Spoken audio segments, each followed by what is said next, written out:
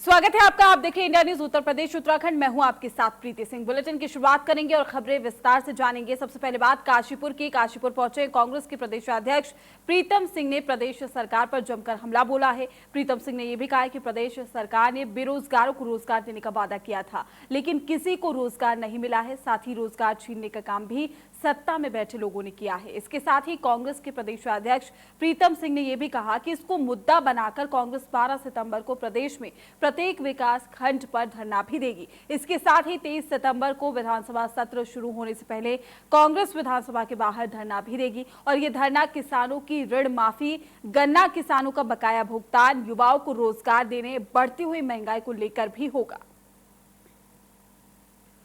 तो 23 सितंबर को विधानसभा का घेराव भी किया जाएगा। सरकार पर रोजगार छीनने का यह आरोप लगा है। तो क्या कुछ कहा है कांग्रेस की प्रदेशाध्यक्ष प्रीतम सिंह ने, आइए आपको सुनवाते हैं। क्या कहना, हाथ कांगन को आरसी क्या, पढ़े लिखे को फारसी क्या। उत्तराखंड की जनता देख रही है कि सत्ता पक्ष के विधायक कह रहे हैं कि सरकार भ्रष्ट है, तो आप अंदाजा लगा सकते हैं कि भाजपा का क्या भविष्य इस प्रदेश के अंदर है। अच्छी बात है। नहीं, निश्चित रूप से हमने तय किया है कि 23 तारीख को जो है हम विधानसभा के बाहर, चाहे गन्ना किसानों का मामला हो या किसानों का से अन्य चीज़ें जो जुड़ी है उसका मामला हो, नौजवान साथियों के रोज़गार का मामला हो, और चाहे महंगाई का मामला हो, चाहे जो है कोरोना की महामारी का मामला हो, या केदारनाथ के अंदर जो तीर्थ पुरोहित धरना प्रदर्शन कर रहे हैं उनका मामला हो, इन विषयों को लेकर जो है हम विधानसभा के बाहर 23 तारीख को धरना देने का बात है।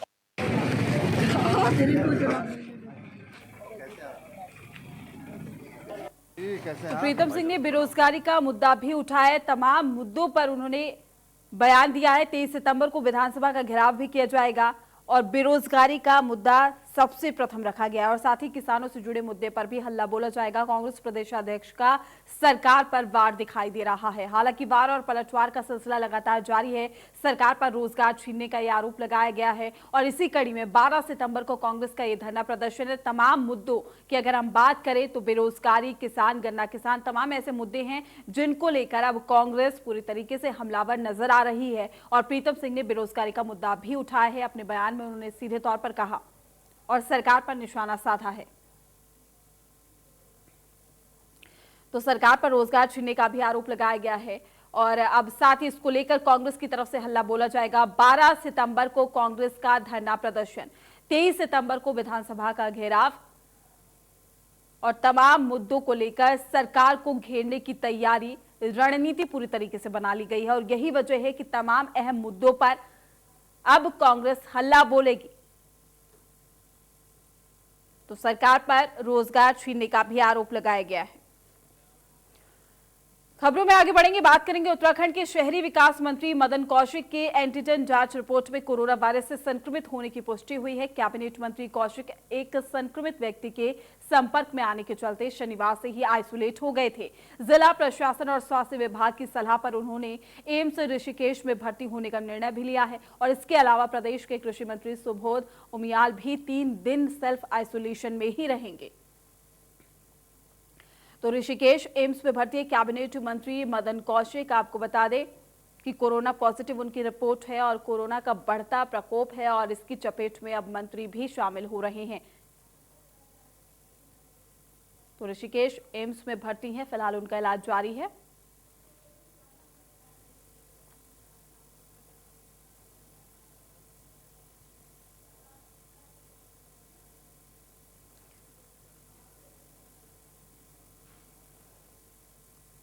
बात करेंगे मसूरी में मजदूरों ने प्रशासन के खिलाफ हल्ला बोल कर दिया है। दरअसल आईडीएच बिल्डिंग में रह रहे मजदूरों को बेघर करने के साथ साथ शिफन कोट में रह रहे मजदूरों के घरों को ध्वस्त करने का मुद्दा उठाते हुए मसूरी मजदूर संगठन ने विरोध प्रदर्शन किया है। इस दौरान मजदूर संगठन ने पिक्चर पैलेस चौक से नगर पालिका परिषद के परिसर तक रैली भी निकाली है और शासन प्रशासन के साथ साथ स्थानीय विधायक और पालिका अध्यक्ष के खिलाफ जमकर नारेबाजी की। इस दौरान मजदूरों का यह भी कहना है कि जब तक सरकार और स्थानीय प्रशासन बेघर हुए मजदूरों और गरीबों को विस्थापित नहीं करती तब तक वो अपना विरोध प्रदर्शन भी जारी रखेंगे। और इसी के साथ प्रदेश सरकार के dream project Gurukul Mussoorie ropeway का भी विरोध करने की चेतावनी भी दी है। तो आईडीएच बिल्डिंग में रह रहे मजदूरों को किया जा रहा है शिफ्ट। वही तमाम जानकारी के साथ हमारे संवाददाता सुनील हमारे साथ जुड़ चुके हैं। सुनील, क्या कुछ जानकारी, लगातार जो विरोध है वो किया जा रहा है?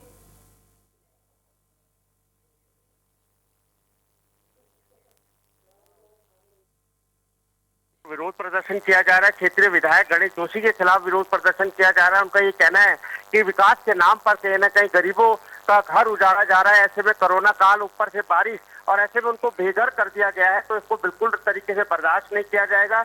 लगातार वो पालिका प्रशासन के यहाँ पर बिल्कुल धरना प्रदर्शन कर रहे हैं। अधिशासी अधिकारी एमएल साहब का घेराव कर रखा है। उनका ये कहना है कि जब तक उनके खाली कराए गए मकानों की चाबी उनको नहीं वापस मिल जाती, जब तक वो अपने धरने प्रदर्शन को जारी रखेंगे। ऐसे में पालिका अध्यक्ष अनुज गुप्ता ने जरूर उनको एक संवेदना दी है कि उनके लिए जमीन की व्यवस्था की जा रही है, क्योंकि नगर पालिका पे अधिकार नहीं है किसी को भी जमीन अलॉट करने का। इसको लेकर वो पूरा प्रस्ताव, एक बैठक यहाँ पर आपातकालीन बुलाई जा रही है और एक प्रस्ताव यहाँ पर शासन को किया जाएगा, जिससे कि शासन उसे स्वीकृत करके एक आवासीय कॉलोनी लोगों के लिए बना दिया जाए। पर सवाल उठता है कि अभी इसके बाद वो अभी वर्तमान में ये लोग कहाँ जाएंगे, इसी को लेकर यहाँ पर जद्दोजहद की जा रही है। लगातार प्रदर्शन किया जा रहा है, हल्ला बोल है, परंतु यहाँ पर जो प्रशासन है उनकी तरफ से कोई नेतृत्व नहीं है। उनकी तरफ से साफ कह दिया गया है कि जब तक उच्च अधिकारियों का नेतृत्व आदेश नहीं आता, किसी प्रकार का कोई राहत यहाँ पर इन लोगों को नहीं दी जाएगी।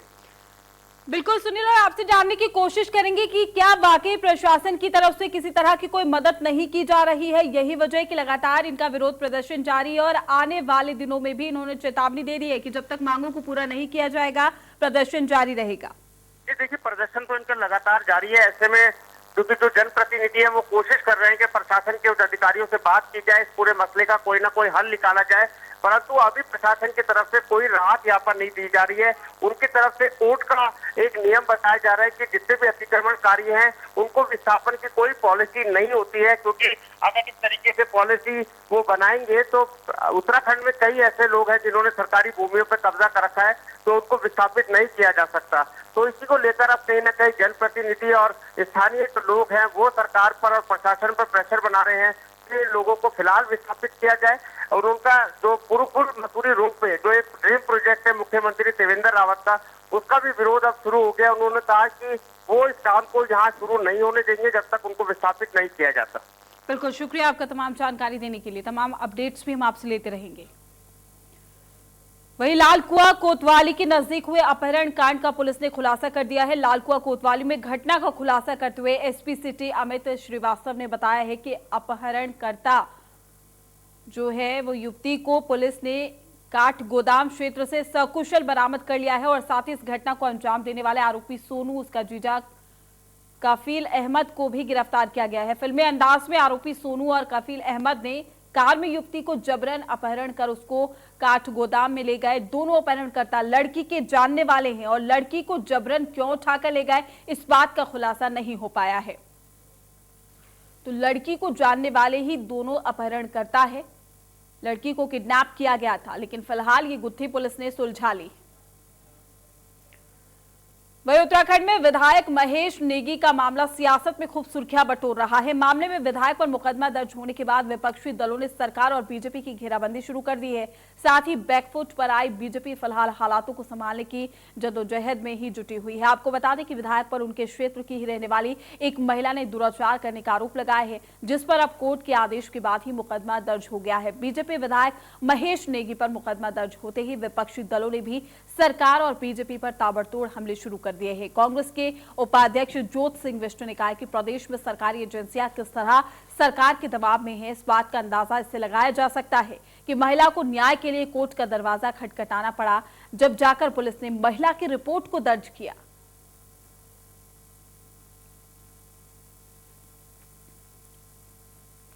वहीं इस पूरे मामले में कांग्रेस प्रदेश अध्यक्ष ज्योत सिंह विष्ट और यूकेडी नेता का क्या कुछ कहना है, आपको सुनवाते हैं।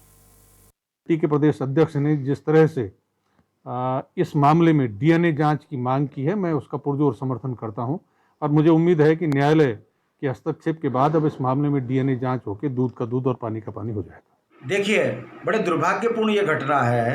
देव संस्कृति का ये राज्य उत्तराखंड है। यहाँ पर द्वाराहाट के विधायक महेश नेगी जी के ऊपर जो गंभीर आरोप उत्तराखंड की बेटी ने लगाए हैं, वो न्याय के लिए दर-दर भटकते रही। सरकार ने उनके साथ न्याय नहीं किया। कोर्ट ने फैसला किया, 156(3) में मुकदमा दर्ज जब हुआ, उसमें कोर्ट ने आदेश किया है कि गंभीर धाराओं पर इनके खिलाफ मुकदमा दर्ज किया जाए। वहीं उत्तराखंड में द्वाराहाट विधायक महेश नेगी और उनकी पत्नी रीता नेगी के खिलाफ कोर्ट के आदेश के बाद मुकदमा दर्ज कर लिया गया है। मुकदमा नेहरू कॉलोनी थाने में दर्ज किया गया है। नेहरू कॉलोनी थाने के इंस्पेक्टर राकेश गोसाई ने बताया है कि विधायक पर दुष्कर्म करने जबकि उसकी पत्नी पर जान से मारने की धमकी देने और मामले को दबाने का भी आरोप है। आपको बता दें कि शनिवार को ACJM पंचम की कोर्ट ने विधायक पर दुष्कर्म और रीता नेगी पर अनैतिक कार्य करते हुए मामले को दबाने के आरोप में मुकदमा दर्ज करने को कहा था। तो महेश नेगी पर लगा है महिला के साथ यौन शोषण करने का आरोप। वहीं इस पूरे मामले में DIG अरुण मोहन का क्या कुछ कहना है, आपको सुनवाते हैं। देखिए, जो ऑनरेबल कोर्ट के डायरेक्शंस थे उसके हिसाब से FIR रजिस्टर कर दी गई है और इसकी इन्वेस्टिगेशन की जा रही है। अब इन्वेस्टिगेशन में जो भी फैक्ट्स सामने आएंगे उस हिसाब से कार्रवाई की जाएगी। इसमें जो हमारे महिला सब इंस्पेक्टर हैं नेहरू कॉलोनी थाने में, वो इसकी तफ्तीश कर रही हैं और जो CO नेहरू कॉलोनी हैं वो सुपरवाइज कर रही हैं। उनको डायरेक्शन दिए गए हैं कि जो भी एविडेंसेस प्रोवाइड किए जाते हैं, चाहे वो जो जितने महिला की तरफ से FIR लिखी गई है उनकी तरफ से प्रोवाइड किए जा रहे हैं या किसी और पक्ष की तरफ से प्रोवाइड किए जा रहे हैं, सभी को इन्वेस्टिगेशन में इंक्लूड किया जाए और फिर जो भी फाइंडिंग्स रहती है उस हिसाब से सही कार्रवाई की।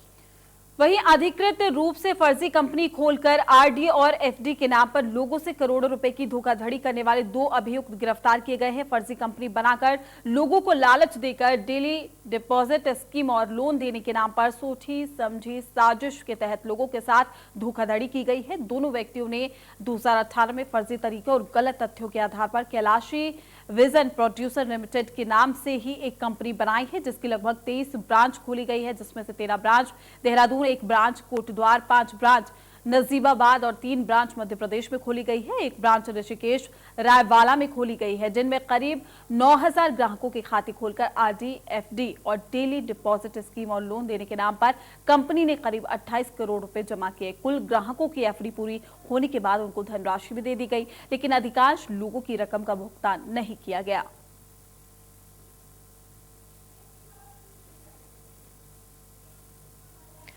वहीं काशीपुर के मोहल्ला पक्काकोट निवासी महेंद्र सचदेवा ने पुलिस को तहरीर पर बताया है कि मोहल्ला पक्काकोट निवासी रत्ना त्रिपाठी नामक एक महिला को उसने 3.5 लाख रुपए उधार में दिए थे।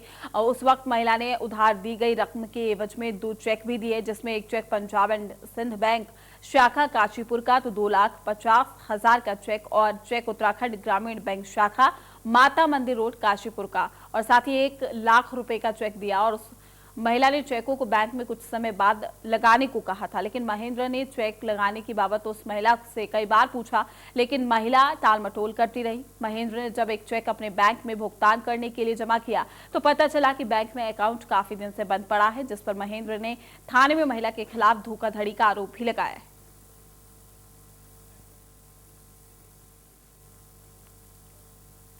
कोरोना काल में कितना बदल गया है संसार, इसका नजारा काशीपुर में देखने को मिला है, जहां पर कोरोना काल में किसी के कारोबार पर गाज गिरी तो किसी की नौकरियां चली गई। ऐसी ही गाज एक इंजीनियर पर गिरी है, जिसके चलते एक इंजीनियर मछुआरा बन गया है, जिसकी चर्चा क्षेत्र में आग की तरह फैल रही है। सिडकुल के एक कारखाने में इंजीनियर के पद पर कार्यरत युवक के साथ भी हुआ ऐसा ही, जब लॉकडाउन के चलते उसे अपनी नौकरी से हाथ धोना पड़ा, लेकिन उसने हिम्मत नहीं हारी और कृषि विज्ञान केंद्र काशीपुर के वैज्ञानिकों की मदद से उसने अपने मछली पालन का स्वरोजगार शुरू कर दिया। आज वह युवक ग्रामीण बेरोजगारों को स्वरोजगार के लिए प्रेरित भी कर रहा है।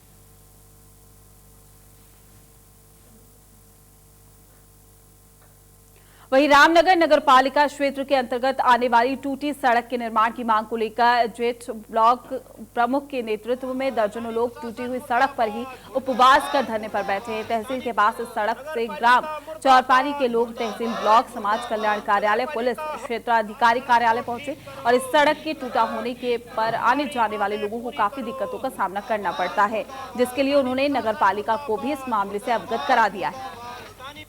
नगर पालिका मुर्दाबाद मुर्दाबाद मुर्दाबाद।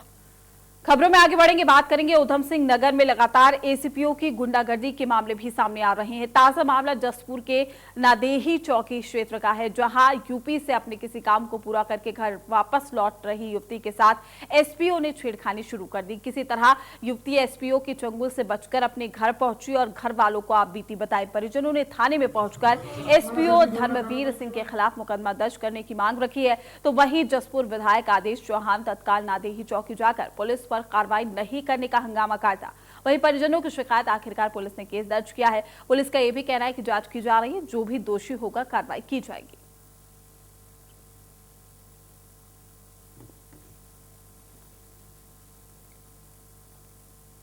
मसूरी में आम आदमी पार्टी के कार्यकर्ताओं ने पिक्चर पैलेस चौक पर प्रदर्शन किया है और साथ ही बीजेपी सरकार के खिलाफ जमकर नारेबाजी की। आप कार्यकर्ताओं ने मुख्यमंत्री त्रिवेंद्र रावत से इस्तीफे की मांग की है। कार्यकर्ताओं ने यह भी कहा कि बड़े बड़े नारों और वादों के साथ उत्तराखंड में सत्तासीन हुई बीजेपी सरकार ने उत्तराखंड को लूट का अड्डा बना दिया है।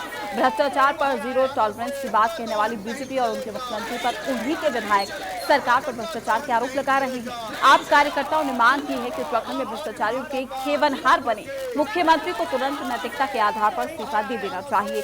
डबल इंजन सरकार पूरी तरह फेल हो गई है। इनके विकास की रेल पटरी से उतर गई है। कई विभाग खुद मुख्यमंत्री के पास है, जिसमें भ्रष्टाचार फल फूल रहा है।